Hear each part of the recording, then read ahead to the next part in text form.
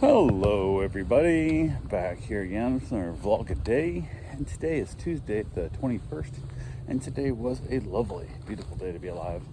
Got up this morning fairly earlier than I wanted to, just brain woke me up. Got my dog outside, got him taken care of, the only dog in the house. Feels weird not having clients' dogs here, but I got basically a day off, so I'm like, cool, a million things I can go do, but have a meet and greet scheduled for like 4, because I tried to get the meet and greet scheduled for earlier, but couldn't do that. So I got back in town to pick my wife up at 5 anyway at work, so wasn't really much I could do there. But also went ahead and have another dog get dropped off this evening about 7 was the plan. So we'll see how that goes down. But I got myself out of the tub, got dressed, got my wife off to work, got her dropped off, and then as I was heading to work to take her, I went ahead and grabbed my cooler and threw some ice in it and soda and water, and I headed out because I was going to go car shopping. So found a couple cars up in Benell that off Facebook Marketplace I wanted to look at. So I was like, heck with it, I'll run up there. It's like an hour, kind of thing with traffic and whatnot. So went ahead and said hell with it. So I headed up to go check it out, and just thought I'll spend my day looking for cars. I'd earmarked a bunch of classic car dealerships and BMW dealerships and different things and whatnot and whatever. So right on at Benell, found a really nice 3 Series BMW. Everything about it checks out. The guy seemed super honest, super nice. It's a one-man shop. Basically has a few cars, and he gets them in with very minor wreck damage, fixes them, and then sells them, and then repeats. And basically he's an auto body guy who happens to sell cars.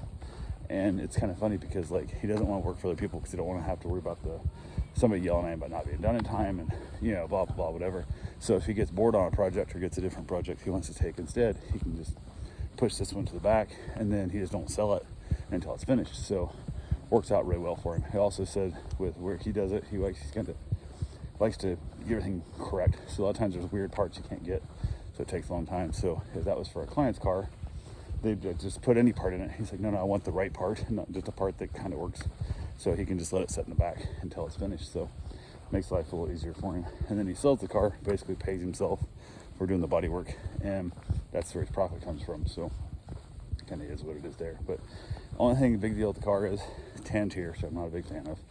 It's not the end of the world, but it's white. And my wife had said she didn't want red or white cars. I'm like, God damn it. Then let's go buy new, but it is what it is. So if the car had been silver, probably would have bought it today. Had the car been blue, 100% would have bought it today without my wife even seeing it, driving it, anything. Would not a big concern. But with it being white, I don't know, I didn't buy it. So it's above what it's worth if you truly look at it with it having a salvage title, even though the damage was a tiny little bit of damage in the rear, not much damage at all on it, but it still comes up salvage title.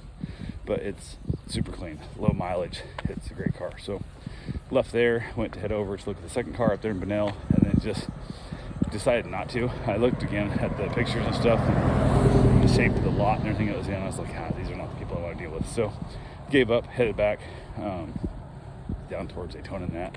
Hit a couple other shops, ended up going to the local BMW dealership. Spoke to a salesman that was recommended by somebody I know that buys all their BMWs there from him. Super easy deal with it. Got there, talked to the guy, showed him the 2 cars that he had that would fit my bill, and was like, hey, do you want to drive these and stuff? I said, nope, don't want to drive anything right now because I'm right at this moment. This is my wife's car, not mine. She's not here to drive it. He goes, I'll take it back down to her. Showed her, and I said, I don't have time today. I don't have the time to do that today. So not the end of the world. We'll figure it out. She has decided she wants 2 seats or 4 seats, and then she wants to spend 60 grand on a car. So on a used car, by the way. But they're both super low mileage, like 10,000 miles, 1-year-old cars. So, but $10,000 price cut seems like a great deal until you stop and think about it, that thing might be missing, say, 12 or 18 or 24 months of warranty. That, depending on exactly what day they bought the car, is it worth, would I pay 10 grand for 2 more years of warranty at the end? Maybe. And 0 miles, and not have to worry about somebody else hitting a curb and knocking out a lineman or God knows what. So then I went ahead and got his information, and I was heading back. Hit a couple classic car dealerships, found a beautiful 69 Camaro, red, automatic, does not have AC, but they are a vintage air dealer. an installer. They said in 5 days I could have it put in for $5,000, and I'm like, okay. So that drops that car $60,000 mark also. So for $60,000 you can have a 1-year-old BMW, or you can have a 1969 Camaro that's got a brand new AC in it. And everybody, 99% of the world is going to say go with the Beamer, but everything in my heart should go with the Camaro, because one, it's a much cooler car. Two, it's going to be worth 1,000 times more in the end, and it's easy to repair. Everything on it's fixable. Where that Beamer has so much electronic bullshit and gadgets and stuff that it becomes where it's not cost effective to fix it anymore. So the Beamer is a throwaway car, same price. The Camaro is a lifetime car. So it is what it is. Who knows? I don't know. It just making her mind up. She can't make her mind up. And then I found her so she has a red car, a blue car, and a white car to pick from. Gave her the information and haven't heard back from her yet on that. So ended up hitting a little hobby shop on the way. Look at some RC cars and stuff. Probably nothing I'll ever buy again, because unless I end up in a situation where I have a bunch of buddies hanging around often, RC cars by yourself just suck. Like, they really do. They're just not fun by themselves. So if I found like an RC club or something where we race them every once in a while, maybe. But with the amount of days I'm working at the house with all the dogs and stuff, I never get away from my house. Like, it doesn't make sense. So now if I get 2 or 3 other buddies over to my place and we built like a little rock collar, like little setup or something, maybe it'd be justified, but it's really not. So went ahead from there, headed back, hit one more dealership, and then got back to the house in time to get my run in and then get a shower. And I had a meet and greet, and a lady showed up with her 2 little, I don't know, 6-month-old pug puppies that were just demons.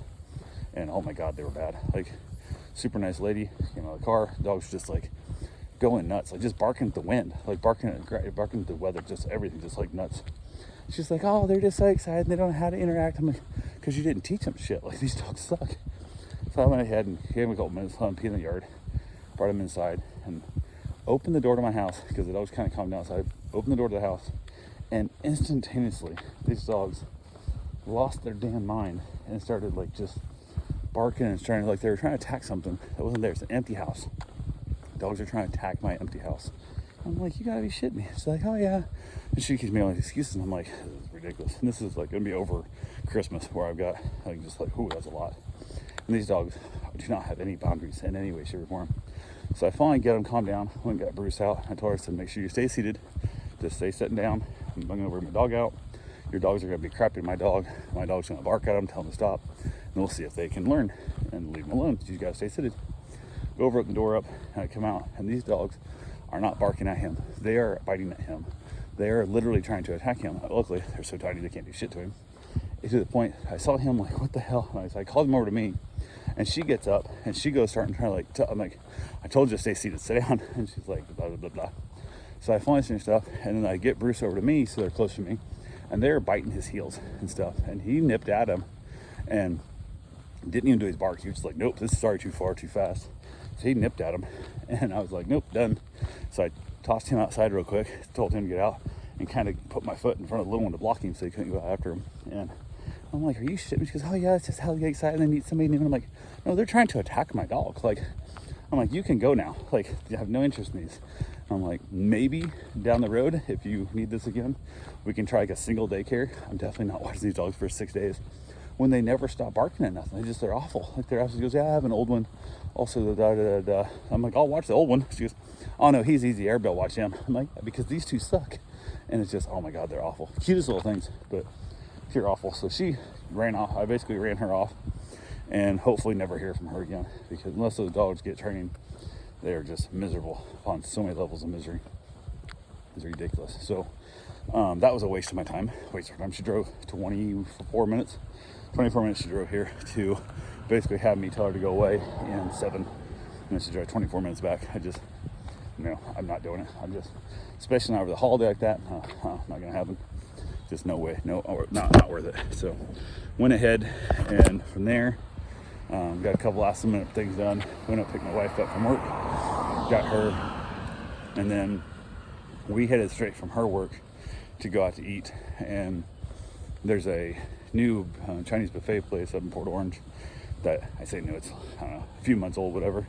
Haven't been there yet. We tried to go a couple different times, and things came up. So we was able to get up there today and basically trying to figure out the pricing, and it's like that weird, so much per pound and stuff, and all those other things, and so much for the kids of this height to that height. And I'm like, I don't know how much this shit's gonna cost. Like, it's hard to read the thing. I hate that. Just tell me the price. Lunch is $100, dinner is $150. Lunch is $10, dinner is $15. Whatever the hell it is, I don't care. But ended up being like $60. But I was like, that's not. I mean, it's not horrible. It's not great, but they had good food. A lot of sushi, like crab and kinds of squid and stuff, and weird things that they overcook because it's on buffet, and they don't want somebody to say that they undercooked it and food poisoned them with, undercooked fish. So that's the risk you take when you take buffet seafood. So I skipped a lot of the fun stuff like the squids and whatnot, because it's just, you could tell by looking at it, it was rubbery. When people are picking it up on their plate, it was just so rubbery and gross. But staff was super kind, picked the plates up all right away, yada yada, super nice, everything was good to go. For the most part, customers were good. There was a little bit of inconsiderateness. One lady had her little kid over there, I don't know, 7 years old, maybe 5 years old, I don't know. And he's got his iPad on the table, and just, you could hear it like all the way up to the buffet and stuff, and you're picking your food out. He's sitting off on the side, luckily opposite the restaurant from us, because I would not have continued to sit there. I would have either, staff would have had to make him shut it off, or I would have left middle of my meal, wouldn't have cared. I cannot sit there. Another young couple were there with their 2 young ones, and when baby started making baby noises, not screaming, but not gooing either, kind of hanging in between, and they were trying to hush it up and hang on. I said, you're fine, the babies. I said, I'll take that any day over the stupid iPad, listen to some video game playing, and they laughed. So we chatted a little bit and then we headed back home. Had a dog that was getting dropped off about 7, and I was trying to get back in time, and I told him, I said, I'm running a little late, but if you need to drop off, mom's there, and there's no other dogs at the house, so you just drop dog off easy. And then as we were getting back, which I thought would have kind of told him, hey, like I'll show up 10 minutes late, whatever, drop off time, but didn't. And as I was driving on the street, I was like, I think that's them ahead of me. So they pulled in the driveway, and I pulled in right behind them. So went fine, got the doggy in. She's been here a ton. She was just here 2 days ago. She went home after like a week-long stay, so she's back here for like 5 more days. So but yeah, got her all put in and stuff. They left, and they parked like dead center in my driveway, so I couldn't park in my driveway, so I parked in the grass. Once they left, I followed them out, turned around my car, put it back where it's supposed to be, and it was good to go there. And then hung out with the dog for a little while, and basically ended up outside, had myself a nice little cigar, talked to my wife about what car she wants. She can't make her mind up. But I also got a call back from the BMW dealership, from like, I don't know, Secretary or whatever the hell it is, like their quality control bullshit, like asking a bunch of questions. And it's just those dumb questions, like, well, did you talk to the manager? I didn't want to talk to those people. Did you test drive? I didn't want to test drive. I was here to get information. This is where I'm at. I'm like, whatever. So I called the salesman back and left a message asking a question of how long would it take me to order the exact same Z4, but brand new. Just order brand new. Don't have to worry about the used one. Don't save the 10 grand. Just get brand new, 0 miles. No response. So I called his cell phone, or left a message, same question. Hey, I want to order a brand new one. It's going to take like 3 days to get a brand new one. It's going to take 3 years to get a brand new one. Like, how low is our time frame now with supplied line? And no response. I'm like, what the fuck? So I called back a third time and left a message going, hey, are you getting my messages? Like, I don't know what's going on here. And he's been doing this forever. Seemed like a nice guy when I was there, but now I've got 3 messages out with this guy and no response. So yeah, not the happiest in there. That does not make me feel warm and fuzzy about wanting to buy a car from somebody who doesn't return phone calls. So anyway, that's all I got for now. I will talk to you guys tomorrow. Have yourself a safe, wonderful day. Thanks for watching.